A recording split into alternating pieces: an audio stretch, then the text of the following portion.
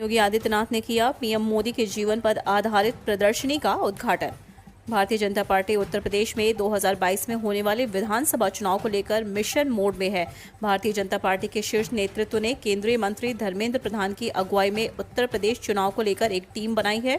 धर्मेंद्र प्रधान के साथ केंद्रीय मंत्री अनुराग ठाकुर बुधवार से लखनऊ में है। कल पहले चरण की चुनावी बैठक के गुरुवार को भाजपा के प्रदेश मुख्यालय में सीएम योगी आदित्यनाथ ने प्रधानमंत्री नरेंद्र मोदी के जीवन पर आधारित प्रदर्शनी का उद्घाटन किया। रेलवे अस्पतालों में बाहरी भी करा सकेंगे इलाज, स्कूलों को भी निजी हाथों में सौंपने की तैयारी। रेलवे के अस्पतालों में कर्मियों और उनके स्वजन के अलावा बाहर के लोग भी अपना इलाज करा सकेंगे।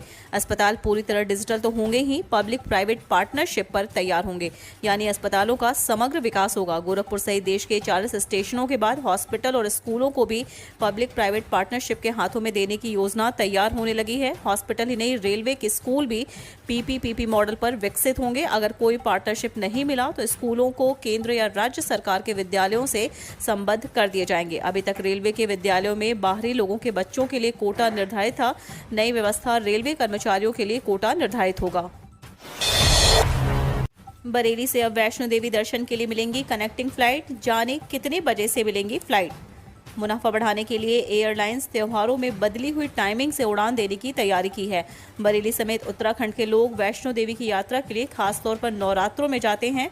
सरकारी क्षेत्र की एयरलाइन एयरलाइंस एयर ने नवरात्र में एयर ट्रैफिक बढ़ाने के लिए शाम 4:15 से दिल्ली के लिए उड़ान वाली फ्लाइट को 24 सितंबर के बाद सुबह 8:30 बजे से उड़ान का फैसला लिया है, ताकि कनेक्टिंग फ्लाइट के जरिए लोग जम्मू एयरपोर्ट पहुंच सकेंगे। कृषि विभाग की नई पहल, बस फसल की फोटो डालिए, घर बैठे मिलेगा समाधान। किसानों की फसल संबंधित समस्याओं के निस्तारण के लिए कृषि विभाग ने नई पहल शुरू की है। किसान व्हाट्सएप नंबर पर फसल का फोटो किसान को भेजना होगा, जिसके बाद कृषि विभाग के विशेषज्ञ अगले 48 घंटों में किसान की समस्या का निदान कर अवगत कराएंगे। किसानों के लिए नई योजना। जिला कृषि रक्षा अधिकारी अमरपाल ने बताया कि कृषि विभाग द्वारा किसानों के लिए नई योजना शुरू की है। सट्टा प्रदर्शन मेले में घोषणा पत्र अपलोड करने से गुरेज कर रहे किसान, 205 आपत्तियों का निस्तारण। मेरठ में मवाना के गन्ना समिति में चल रहे सट्टा प्रदर्शन मेले में 5 दिन में 342 आपत्तियां प्राप्त हुई हैं, जिनमें से 205 का निस्तारण किया गया है। घोषणा पत्र भरने में किसान रुचि नहीं ले रहा है। 60,000 किसानों में अब तक मात्र 39,217 किसान ही घोषणा पत्र पोर्टल पर अपलोड करा पाए हैं। उक्त जानकारी देते हुए गन्ना समिति के ज्येष्ठ गन्ना विकास निरीक्षक सौवीर सिंह ने बताया कि समिति पर 18 सितंबर से सट्टा प्रदर्शन मेला चल रहा है। अब तक 342 आपत्तियां आई हैं, जिनमें से 205 का निस्तारण कर दिया गया है। शेष का वेबसाइट ठीक चलने पर करा दिया जाएगा। जलभराव से आहत लोगों ने दी पलायन की चेतावनी, घर के बाहर चिपकाएं पर्चे। जलभराव से आहत मोहल्ला होली ब्रह्मनान के लोगों ने पलायन करने की चेतावनी दी है। साथ ही अपने घरों के बाहर पलायन करने के पर्चे भी चिपका दिए हैं। उधर नगर पालिका द्वारा इंजन पंप सेट के जरिए पानी की निकासी का कार्य कराया जा रहा है, लेकिन फिर भी जलभराव की समस्या का समाधान नहीं हो सका। खुर्जा के मोहल्ला होली ब्रह्मनान स्थित झाबर हाउस वाली गली में कई वर्षों से जलभराव की समस्या बन रही है। जाति धर्म के नाम पर राजनीति करती है भाजपा, आजमगढ़ पर है अखिलेश यादव की सीधी नजर। आजमगढ़ जिले में 2 दिवसीय दौरे पर पहुंची लोहिया वाहिनी के प्रदेश अध्यक्ष प्रदीप तिवारी ने योगी सरकार पर जमकर निशाना साधा। प्रदीप तिवारी का कहना है कि यदि सरकार ने गंभीरता से काम किया होता तो कोरोना काल में इतनी बड़ी संख्या में लोगों की मौतें ना होती। इस सरकार ने किसानों, नौजवानों, व्यापारियों से जो भी वायदा किया था एक भी पूरा नहीं किया, जिसके कारण आज सभी अपने को ठगा महसूस कर रहे हैं। भाजपा को झूठ का ट्रेनिंग सेंटर बताते हुए कहा कि भाजपा के लोग सिर्फ झूठी बातें करते हैं। सपा के लोग घर घर जाकर सपा कार्यकाल की उपलब्धियों को गिनाने के साथ भाजपा के झूठ को बेनकाब करने का काम करेंगे, जिससे आने वाले विधानसभा चुनाव में प्रदेश की सत्ता पर सपा काबिज हो सके। यमुना अथॉरिटी विकसित करेगी प्लास्टिक प्रोसेसिंग पार्क, हजारों लोगों को मिलेगा स्थायी रोजगार। Greater Noida medical device park, toy park, textile park और लेदर पार्क के साथ ही यमुना एक्सप्रेसवे औद्योगिक विकास प्राधिकरण प्लास्टिक प्रोसेसिंग पार्क भी विकसित करेगा। ये पार्क 100 एकड़ में विकसित किया जाएगा। ऐसा ही एक पार्क गोरखपुर में भी 52 एकड़ में स्थापित किए जाने की तैयारी चल रही है। सूबे में स्थापित किए जाने वाले इन प्लास्टिक प्रोसेसिंग पार्कों से हजारों लोगों को रोजगार मिलेगा और प्रदेश में प्लास्टिक इंडस्ट्री को बढ़ावा भी मिलेगा। बता दें कि अगले 10 साल में प्लास्टिक की डिमांड कई गुना बढ़ने का संज्ञान लेते हुए प्रदेश सरकार प्लास्टिक प्रोसेसिंग पार्क की स्थापना की कवायद में जुटी है।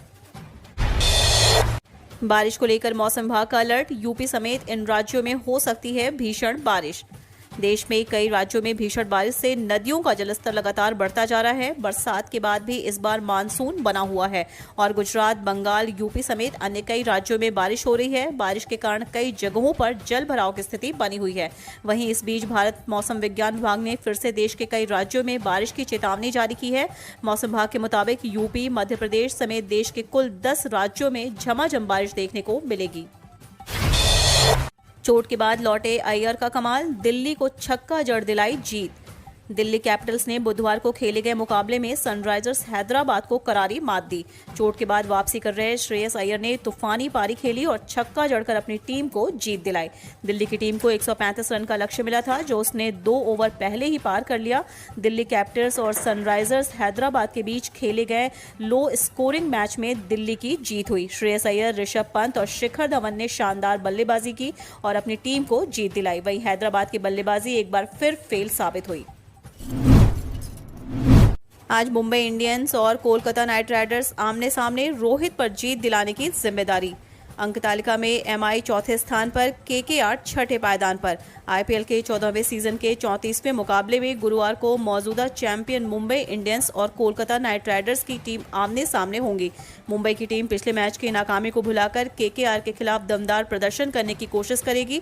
आबू धाबी में यह मैच भारतीय समय अनुसार शाम 7:30 बजे शुरू होगा। मुंबई पिछले मैच रोहित और स्टार ऑलराउंडर हार्दिक पांड्या के बिना उतरी थी। इन दोनों को हल्की चोटों के कारण आराम दिया गया था। चेन्नई सुपर किंग्स ने इस मैच में मुंबई को 20 रनों से हराया था। मुंबई के मुख्य कोच महिला जयवर्धने के अनुसार रोहित केकेआर के खिलाफ मैच में चयन के लिए उपलब्ध रहेंगे। दूसरी तरफ केकेआर ने लीग के दूसरे चरण के अपने पहले मैच में रॉयल चैलेंजर्स बेंगलुरु पर 9 विकेट से धमाकेदार जीत दर्ज की। वह अपने इसी प्रदर्शन को जारी रखने के लिए उतरेगी।